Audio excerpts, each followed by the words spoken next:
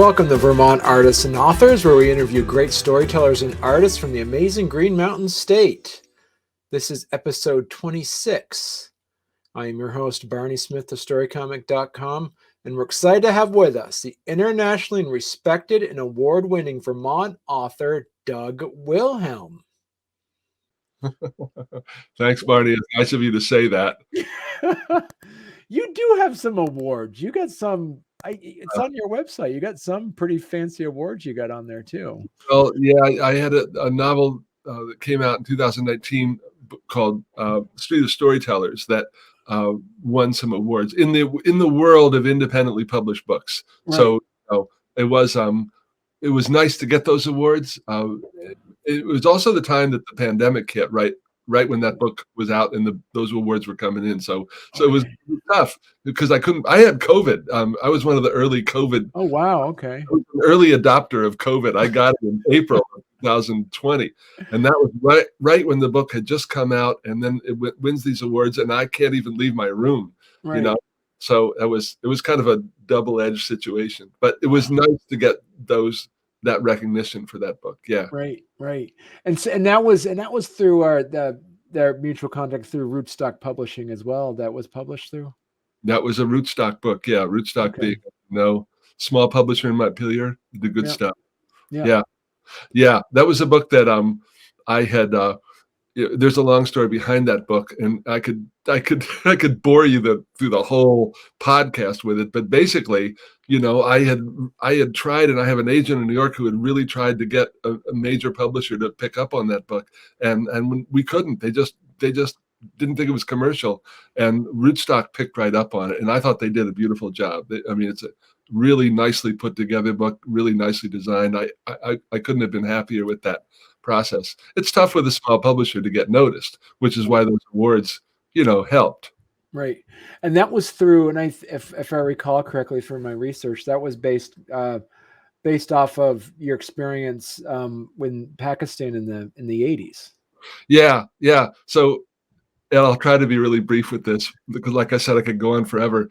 But I was a newspaper guy in New Jersey where I'd grown up. I was editing a weekly paper in the late 70s, and I had traveled after college made the old overland trip in the late 70s to from England through Europe, Turkey, Iran, Afghanistan to India and Nepal. And I was gone for about 6 months. And when I came back and got involved in newspaper work, I just really wanted to get back out there, and I wanted to write a book. And so I left after 5 years in the newspapers, and I traveled up through basically from the coast of the Persian Gulf on an old British steamship to Pakistan, and up through Pakistan and way up into Kashmir and Ladakh and beyond the Himalayas. And I was gone a couple of years, and I wrote a nonfiction book about encountering the rise of extremism in Pakistan was basically what it was about. And that book was rejected 75 times. That was my first book. It was never published. And but many years later, I had been writing young adult novels, and I had a number of young adult novels. So I returned. I still had all my material, a whole banker's box full of notes and notebooks and newspaper clippings and all this stuff. And I did a whole bunch of new research and developed this novel that I aimed at the YA audience. Right. I wanted to by that point, I'd been working a lot and doing a lot of school visits, talking a lot with middle school and early high school readers. And I thought a lot of them were really smart and interested in the world. And I wanted to create a story that would put them in another part of the world, in a dangerous place and time, through the eyes of an American teenage narrator. So that's what became of my original book, which came out finally in 2019 as Street of Storytellers. Right. That's me telling the story that I could make an hour long, but we don't. Well, so I'm also curious about too, because since you were sitting on that story for a long time, how different did your first draft of that look as compared to what was published? You mean the first draft of the novel, or the very first draft of the original book? Because the original book was a nonfiction book for adults. And so that was very different.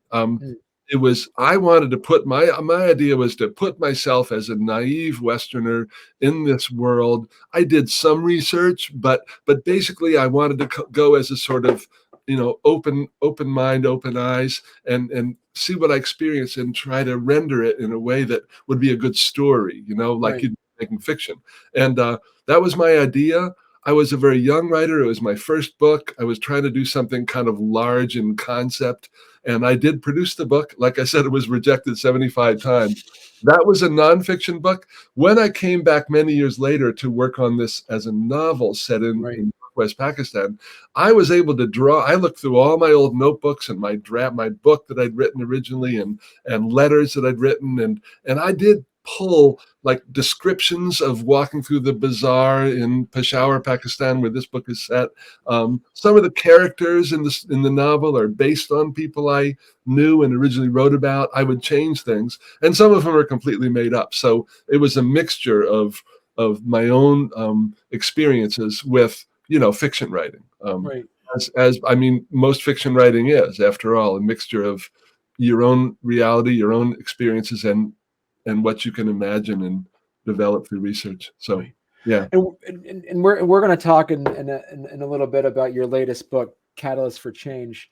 But I'm curious to ask you, as you say, because you cut your teeth before we went on the air. You were talking about how you kind of cut your teeth on writing young adult novels, and how different is the creative process on writing an adult novel as compared to a young adult novel? Well, I'm writing it, Barney. I've never really written an adult novel. Street of Storytellers. This was my 17th book, and all of them up till then, that were published, were written for young readers, mostly for middle schoolers or YA. This was also aimed at that same audience, but the publisher, Rootstock, thought it would have appeal to adults as well. So they kind of framed it as YA/adult. That was fine with me. Whoever wanted to read it was fine with me. But in the challenges in writing for adolescents, for young adults, is that you're not one of them. It looks like it might be easier because usually the books are not that long unless they're fantasy. I'm a realistic fiction writer, so you got to be around 200 250 pages or they won't publish it, because the idea is that those readers, that age group, won't read a long book unless it's fantasy. But to put yourself in the world and the emotions and the intensity of the experience of being a 7th grader, an 8th grader, a 9th grader is a challenge for sure. And especially in this age where technology and social media is so predominant, something I did not grow up with. And I struggled with that in a couple of the novels I wrote for that audience. And it was really interesting. So I think, one of for me, a relief in writing for adults, because my newest book is nonfiction for adults about a Vermont subject, is that I'm writing for adults like me.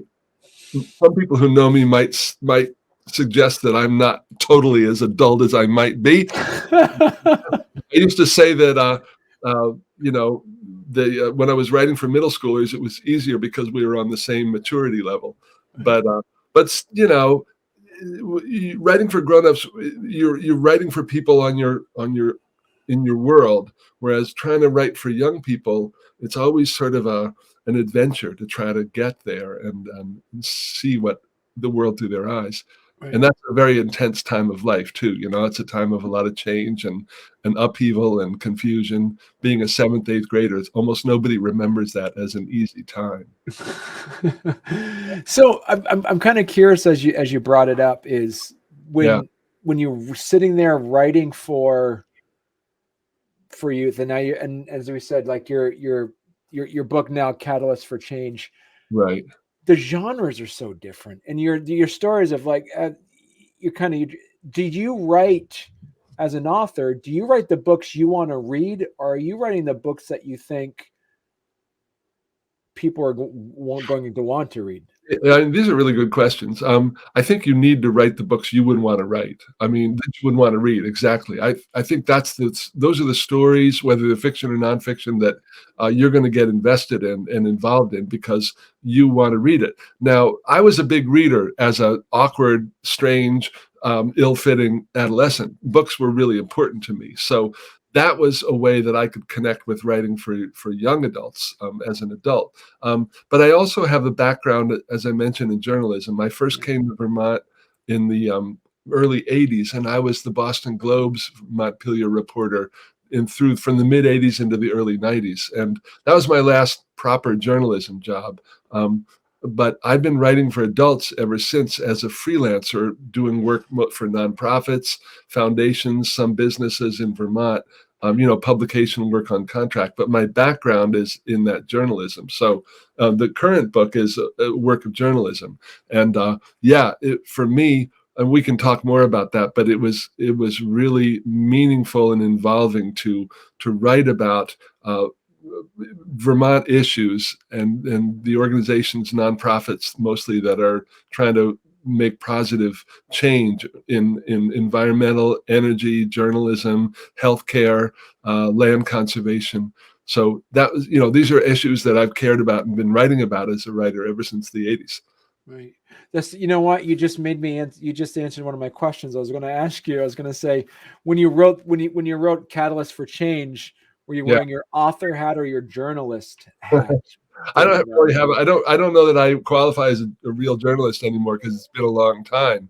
I've been basically a writer for hire for a long time, along with writing these young adult books. But one of the clients, the story behind this book, Catalyst for Change, the subtitle is How Nonprofits and a Foundation Are Helping Shape Vermont's Future.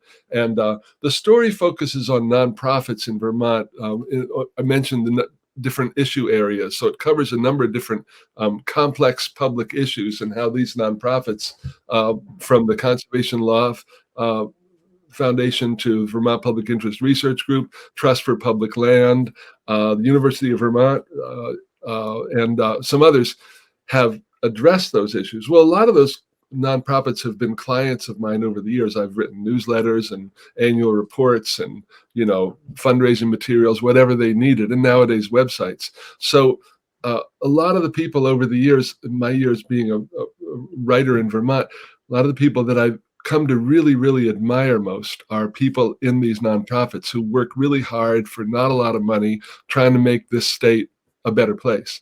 So the opportunity to write this book came through a foundation called the Lindelack Foundation, which is a family foundation based in Shelburne, very well known. If you work in environmental, energy, healthcare, especially women's health, journalism, they're a major supporter of nonprofits working in those areas. And they are just, in a couple of years, I think they will be 50 years old. Wow. So I was asked by Cree Lindelack, who's the director of the foundation, to write the story of the foundation that didn't focus on the foundation itself, but on the nonprofits that they've supported and worked with and how those organizations have been able to make a difference. So it was an opportunity. It was also a job. And I was really grateful to have both of those. And what I've said about this book is that as a journalist or a former journalist, there's no New Yorker magazine in Vermont. There's not even really, there's not a Vermont Life anymore. There is not a venue, a publication that will commission a really in-depth look at, for example, one of the chapters in this book is about how can Vermont transition to a clean energy economy. That is a very complicated subject. And I was able through this project to tell that story and where the state is at and how it's gotten there over the last 20 years. Well, there's no publication that will commission you as a journalist to put that story together in real depth. So the opportunity to do that about a number of different really key subjects, not just energy, that was what that book gave me. And so, yeah, it was really exciting. And to me, as I said, so many people that I got to write about, I've admired, and I got a chance to really tell their stories, right, and stories of the groups they work with. So I'm kind of curious as well, with that said, is there, It's almost as if the tone of the book seems to be the inspiration by necessity, like optimism by necessity. Good. That's Like, good. Yeah. uh, Yeah. was that one of the things as they commissioned your book? It's like, was there a tone that they were requesting to say you have to make sure the book ends like or tells this type of thing? Or? No. I had worked a little bit with the Linalac Foundation before. I'd done an annual report for them. I'd done a presentation for them. So I knew Cree Linalac, her husband Phil, they're people who, and now they're grown children who guide the foundation. So I knew Cree and her family a bit. When she asked me to do this book, she's very hands off. She's involved in a lot of these issues. She's in the State House a lot. She sits on the VPIRG board. She's very active and can be outspoken. But for example, the Linalac Foundation is a major supporter of V.T. Digger. It's a major supporter of the Vermont edition on VPR, the Vermont This Week program on public television. And I interviewed people in those different programs and V.T. Digger, and what they told me was the Linalacs don't tell you what they want you to say. They don't interfere with editorial content. They don't propose a slant. They don't react if they don't agree with you. They're just supportive. And my experience was basically like that. Cree said to me, I want this book, I want it not to focus on us, but on the nonprofits and how they've been able to make a difference. And that was basically it. I just went ahead and did it. And she would suggest people I could talk with. She gave some feedback to draft chapters, but she never said, write it this way or take this viewpoint or draw this conclusion at all. So I think I wouldn't have been that comfortable if she had. Right. But so it was an ideal project because I just was told to go for it, and I did. So was there anything that you've kind of discovered on your own as you put this book together that you were surprised about that it hasn't been talked about as much as you would think it would have been? Well, that's a good question. What am I surprised about? Well, for example, journalism. One of the chapters in this book is called In Pursuit of Truth, which is the motto of V.T. Digger, and I thought made a great chapter title because V.T. Digger is kind of the main character in the chapter about can local and responsible journalism survive in Vermont? And interviewing Anne Galloway, who's the founder and director, leader of V.T. Digger, she talked about, I'm paging through how many journalists we have lost in Vermont over the last, she said, I found the page, she said, when V.T. Digger, she started, I thought, wow, if we had 10 reporters, we could cover everything in the state. This was, V.T. Digger started in 2009. She said, but even with a newsroom larger than that today, we're still not cutting it. We're not covering everything. We're missing 20,000 reporters in this country now. In my state, we're missing 50 reporters. We're not making up the difference. It's not enough. So, and people like me who are old newspaper people or journalists of different venues, we're all really aware that journalism is really struggling. Papers have folded all over the country, big city papers, small papers, and jobs have gone away. And how does democracy survive without a vital, robust journalism? And so one of the major concerns of the foundation has been to help journalism survive and to evolve. Journalism is not, print journalism is not profitable anymore. Local papers sometimes can get by. I live in Middlebury, and the Addison Independent is one of the great papers in the country. It's our weekly paper. But big city papers have folded all over the country because they can't compete with Craigslist. They can't compete with online advertising. So what Anne Galloway told me from V.T. Digger is, I asked her, how can Vermont journalism survive? And she said, well, it's basically got to be nonprofit.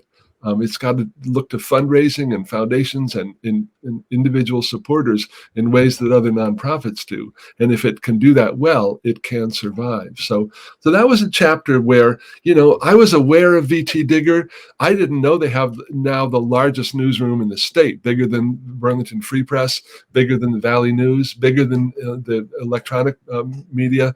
I had no idea. And I was aware that journalism had struggled. And my old newspaper pals were like, we don't know how can anybody go into journalism today? There don't seem to be the opportunities. What's going to happen? But to get into that story and really report it, I discovered that there are ideas and innovations like this nonprofit news website in Vermont that now has the largest newsroom in the state. That was surprising to me. I didn't realize that. I didn't realize the extent to which VT Digger had become the news source, and especially during the pandemic, they've become the go-to news source in the state. That was one area that was really surprising, and obviously close to my own heart. Did you see anything that, as you're putting this book together, some of these innovations that you've discovered, any of them unique to Vermont culture, or is this something that you've kind of seen that is across the board to other areas? So another chapter in the book is about the campaign to close Vermont Yankee. This is called Retiring Vermont Yankee. And Vermont Yankee closed down in 2011, 2012, after about a 20-year campaign by VPIRG and the Citizens Awareness Network down in southern Vermont and a number of other smaller nonprofits to get it to shut down, one of the nation's oldest nuclear power plants. And this is a classic Vermont story because it's very much a David and Goliath story. To me, that's probably the best story in this book, is the campaign to retire Vermont Yankee, which finally did succeed. Vermont Yankee did close in, I think it was early 2012 when they finally did shut down. Wait a minute. No, I'm wrong about that. It was 2016. I think it was 2016. No, 2014. I finally found it. 2014. This is a classic Vermont kind of David and Goliath story. These are VPIRG, for example, the Vermont Public Interest Research Group, which was kind of the lead organization in this very sophisticated campaign that led up to a Vermont State Senate vote in 2010 to oppose the renewal of the Yankees operating license. And that was the first time that had happened in this country, that a legislature had blocked or opposed the renewal of a nuclear power plant's license. So these organizations like VPIRG are up against Entergy, which is a major corporation in the energy business based in I think in Louisiana, that owned Vermont Yankee, that had bought it from Vermont Utilities. And this is a major corporation. And the nuclear power industry is very, very powerful. And so it was really a cool Vermont story because these organizations, they were doing summer, like VPIRG's summer pledge drive, membership drive, going door to door, talking about Vermont Yankee, raising money from individual Vermonters. And they took on this enormous power structure, and they won. It wasn't just the nonprofits. It was also Vermont legislators who took a stand, and in the end, it was partly the economy of the energy industry. All those things kind of came together to convince Energy to shut down Yankee and give it up. But without that campaign, it's doubtful that decision would have been made. And so, where do you see? You talk about the Linthalac Foundation, and anybody from Vermont knows them. As you say, you've listened to Vermont PBS or Vermont Public Radio. You're gonna hear them. You hear the name, yeah. You hear the name. Did you have, because and a part of it you're focusing on the book about the nonprofit sector? Was anything on here where it kind of shows to life as well of like the innovations of small Vermont businesses as well? Well, yeah. Okay. So the chapter in the book that follows Vermont Yankee and kind of dovetails with it is about the effort to transition from a fossil fuel-based economy in Vermont to a renewable, sustainable energy economy. And the Vermont Yankee story obviously kind of leads into that. Yankee provided a third of our power for, 30 years, I think. And the chapter that follows that saga of the Yankee is called Toward a Clean Energy Future. Within this, and this is Toward a Clean Energy Future, I mean, I tried to tell a good story, but this is a complex story to tell because, moving from a fossil fuel economy toward a clean energy economy, obviously we're not all the way there. that by any means. We've made great strides in the electricity sector, not so much in transportation or home heating of the energy economy in Vermont. But one of the great stories in this grew out of VPIRG, the nonprofit work, one of the nonprofits working on this effort. Two guys who were VPIRG, part of the VPIRG leadership. One of them was James Moore, who was the director of VPIRG's clean energy campaign, and another guy who's think of his name, Dwayne Peterson, was I think he was president of the board. Dwayne was a political activist, very experienced, from California, who'd moved to Vermont. They saw the opportunity to create a business that would make home solar and small scale solar really easy to adopt. They came up with a business model and that would, as a homeowner, for example, you wouldn't have to put up any money, but you would end up owning the system. And I could talk about how that works, but basically they created SunCommon, which is a business based in Waterbury now that grew out of VPIRG and then became a profit-making business, which has really made an impact in Vermont. A major part of the home energy solar market in Vermont has been, I think, something like 80%, it's in the book somewhere, has been supplied by SunCommon. So they had this idea. They were both political campaigners. They knew how to put a campaign together, and they decided to take that approach to creating a startup business with this idea of making it very easy and affordable to bring solar into your home, to your small business, to a community project. And SunCommon was a kind of a cool story that is part of that, and has been a model, I think, for others around the country. But that's one business that grew out of this. The Catalyst for Change is focused on nonprofits more than businesses. But another one in that story, of the clean energy movement, is how Green Mountain Power became one of the country's leading utilities in innovation that supports, for example, making it possible for you to have a battery system in your home that can store energy and then release it when it's needed. And that's another one of the ways that Green Mountain Power they were written up in the New Yorker at one point as being one of the more progressive utilities in the country that was really working to help people make this transition to clean energy. And I'm kind of curious too, as you're bringing that up. Just recently, there was a report came out that said that, statistically speaking, Vermont is going to have the least impact in global climate change. Do you see the timeliness of this book? Yeah, the campaign in Vermont, which businesses, nonprofits, civic organizations all over the state in large numbers had supported this movement toward a clean energy economy, played a big role in the final passage and adoption last year of the Global Warming Solutions Act, which Vermont is in the process of figuring out how to enact now. It's a very complicated law whose whole aim is to move us more towards clean energy, and to do it in a way that's equitable, so that less advantaged communities can benefit as much as the wealthier parts of the state, or the wealthier communities. So that's a big achievement that I talk about in the book. And I think that is one example of one thing that kind of comes through in the book that I was aware of and had been aware of ever since my days writing for the Globe, is that Vermont is sort of a laboratory for positive change in this country, partly because we're small, partly because we are fairly sort of progressive.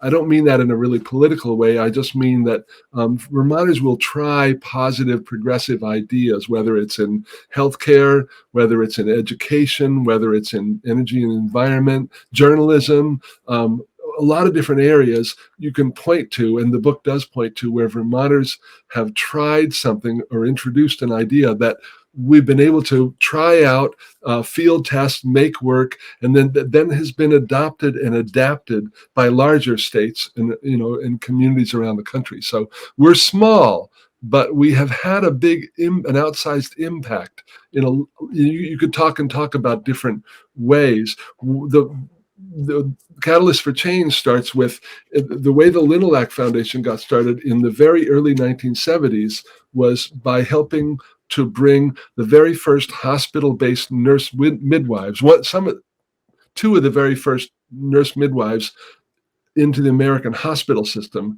in the Burlington Hospital. That was a passion of the founder of the Linalac Foundation, Claire Linalac, who passed away in 1986. But she was a nurse whose passion was maternity care. And so she saw that there was this emerging demand among women who were going to have babies to be cared for by women. At the time, in the 70s, birthing, labor, and delivery was very much of a male-dominated, medical practice. Obstetricians were mostly male, and women wanted women to care for them, and midwives were usually women, and so Claire Linalac worked with the chief of OBGYN at the Burlington Hospital to bring two British nurse midwives onto the hospital staff in the early 70s.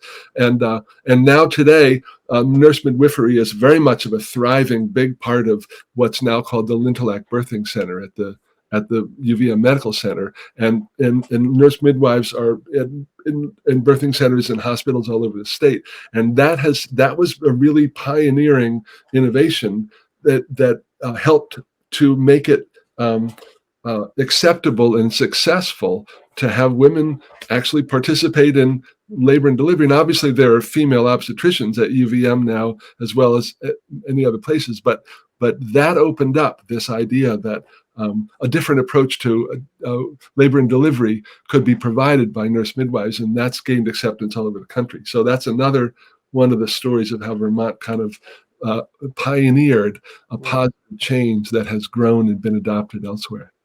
And now I'm curious, because there's the amount that you can write about this topic is expansive. Yeah. Did you have to edit it down at all? Do you have like stacks of notes? You're like, I can't fit it in. I have to do a sequel or anything like that? Yeah. Well, here's something about, so my background combines journalism with fiction writing, and in fiction writing, but also in the work I've done in journalism years ago, I'm interested in stories.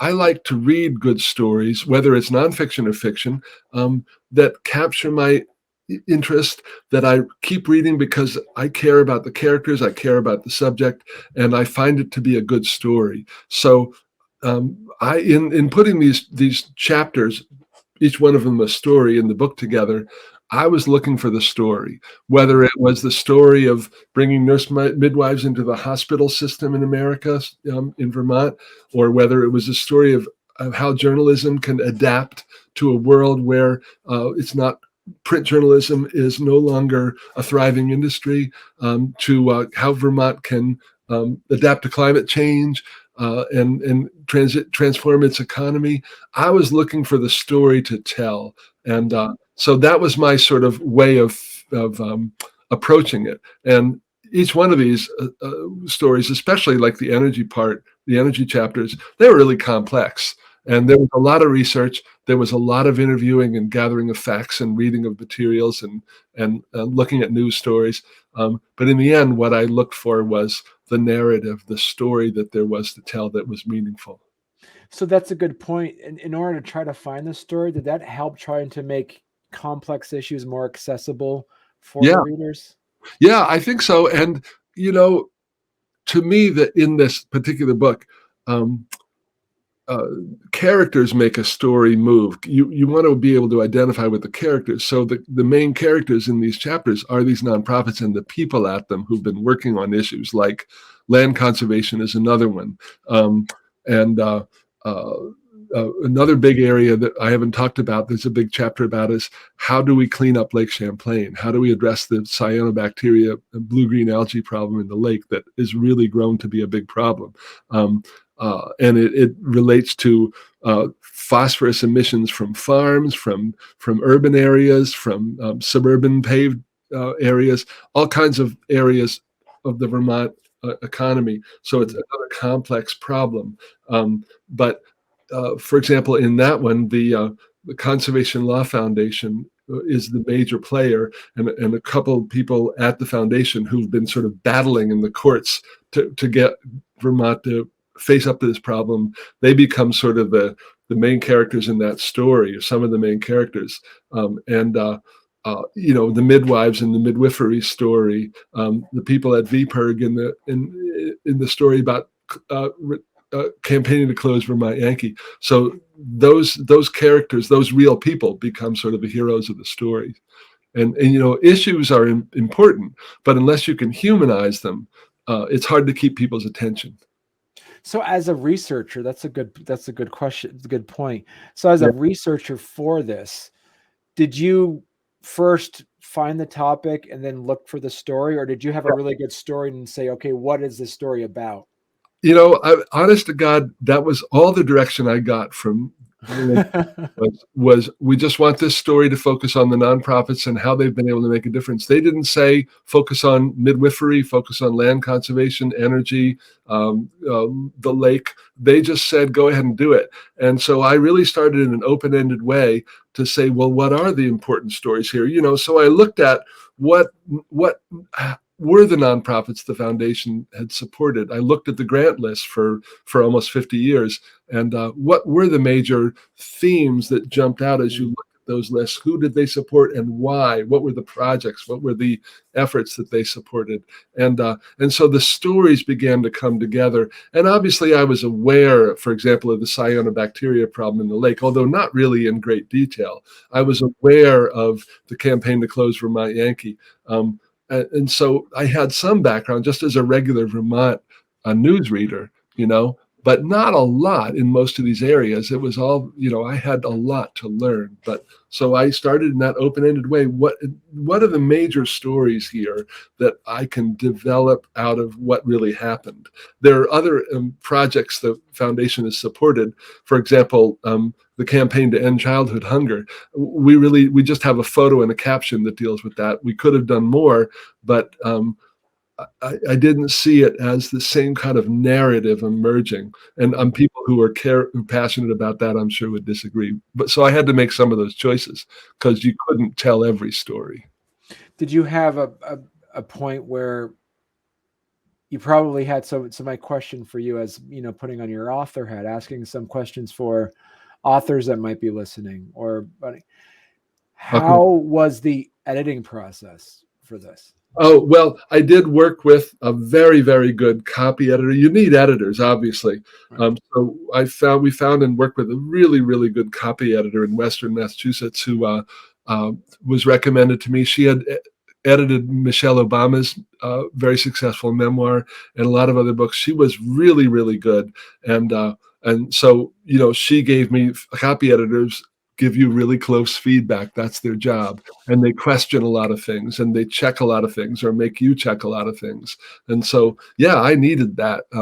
These stories, each one of them, each chapter is pretty complex. The bibliography for this book runs to 6,000 words. It's just page after page of articles and books and interviews.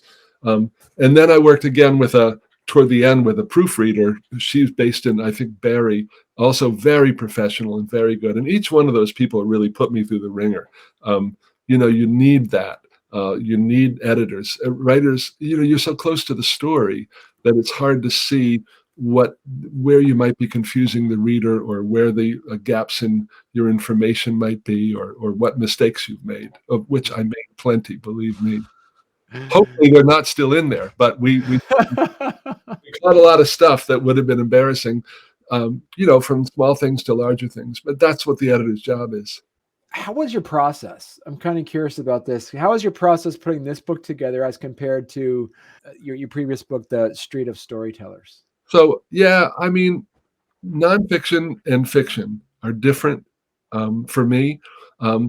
For example, one of my young adult novels, before Street of Storytellers, I counted something like 24 drafts, and that with fiction, that is necessary, at least for me, because the characters and the story develops from just really a sketch in your first draft. They develop and evolve from draft to draft in ways that you probably are going to be surprised by. And that's sort of a natural process because you're creating something, you know. Whereas with nonfiction, it's not that it's not challenging, but for me, I found that the research was the most challenging part. When it came to the writing, finding that story among that mountain of material was not easy, but it didn't take 24 drafts, you know. It's more a matter of finding the story and writing it, and then, you know, working to improve the writing and refine the writing. But there's not the same evolutionary draft by draft by draft by draft process for me that there is in fiction. And I think that's probably fairly, and I don't want to minimize the challenge of writing nonfiction at all. I just think it's a little different. Right. And so what's next for you, Dan? Well, right now, Barney, I'm finishing another book that it's a nonfiction book that is a history of the community college of Vermont. Okay. This is a tremendous Vermont story. Somebody told me when I got started that there are two ideas that grew up in the late 60s in Vermont, two sort of projects or undertakings that survived and thrive today. One of them is CCV, and the other is VPR, Vermont Public Radio. CCV grew out of, I think the first classes were offered for free. Teachers were unpaid in 1971, I think, or 70. No, I think it was 72. And the idea was because Vermont has such a widely dispersed rural population, you couldn't build one community college and have it be accessible to everybody, especially in rural areas all over the state. So much rural poverty, people couldn't travel from Barton, Vermont to, say, Randolph in the center, where Vermont Tech is, to go to a community college. So instead, the community college would be a new kind of community college that is based in the communities, taught by people in the communities, people teaching things that they know, whether it would be law or I could teach writing or accounting or any number of things. And it was initially non-degree, completely free, and kind of very much looked down on by the real colleges in Vermont. But over the years, Vermont CCV began offering associate degrees, and while they remained very focused on meeting students where they are, there is a CCV Learning Center. There are 12 of them around the state, within 25 miles of 95% of people in Vermont. And then there's the Online Learning Center, which is a huge part of CCV today. So you can go to college without leaving your home. And so CCV has had to be very, very innovative. They were one of the first colleges to adopt online courses in the late 90s, when that was very, very new and different. They were one of the first colleges to create a dispersed kind of a virtual online library, because that was what they had to do. And they've managed to remain this sort of student-centered, very, very flexible, very innovative and creative college over all these years, as they've become much more of a mature and respected college. Today, they have the second largest student population in Vermont, second only to UVM. So it's a wonderful story, and it's a creativity, innovation, and giving people a chance to get higher education that would never otherwise have it. You know, people in rural poor, especially, and urban poor, but people all over the state who have had a chance at college. Originally, they were all adults, and now about half of CCV students are traditional age college students. So it is a great story, and I'm finishing it up. I'm close to the end of writing it, and I've been working on it for a couple of years, and it's a great project. That's amazing. You're just as passionate about that you are about your other book too. Oh yeah, I really like this story. This is a great story, and it, you know, for me, the chance to tell a positive story about Vermont, which, you know, a state I've lived in since the early 80s and really love and admire so many people who've done really positive, meaningful things. in this case in higher education, it really, we are seeing so much, obviously so much hatred and division in this country, polarization in this country. And you read so much bad news and depressing news, and it's hard not to think, is everything falling apart? Is there any hope? And so these two, this story is really a series of stories of hope, of people working really hard over long periods of time and making positive change happen. And so, yeah, for me, that's what I'm really grateful to be able to tell some of these stories right now. So if somebody wants to find your book and somebody wants to read more of your books, what would be the best place that they could go? Well, these books like A Catalyst for Change just came out 2 weeks ago. So Right. It's available on any online outlet, or hopefully your local bookstore. If they don't have it in stock, it is brand new. They can certainly get it. So it's available wherever books are sold, as we say. It's brand new. So whether it's going to be in stock, it is distributed by Ingram, a major distributor. And so, anybody who wants it any bookstore who wants it can get it, and any individual can get it. That's right. It was released in March 29th, 2022. Right. Yeah. March 29th. Yep. Yeah. When your book comes out, it's always got a publication date. And at first, when you kind of expect fireworks and celebrations, and after a while you realize it's just another day. It's just a day when the bookstores and the libraries can actually order it, or if you're going on Amazon or another online site, when you can actually order it. That's Right. just what it means. But it's kind of a cool thing anyway to have that day come. Right. And then you have your DougWilhelm.com. Is that a good spot? Yeah. I have my website, and that's still focused on Street of Storytellers and my young adult stuff. I haven't put up, we need to put Catalyst for Change up there. Right. But yeah, yep. The young adult novels were really my work for years and years. And Street of Storytellers is what number 17. You and I mentioned before we went on the air that I wrote, I think it was 11 books for the Choose Your Own Adventure series. That's how I got started. And then after that, I moved on to just regular middle school and YA fiction. So that's what, like, my website is still devoted to.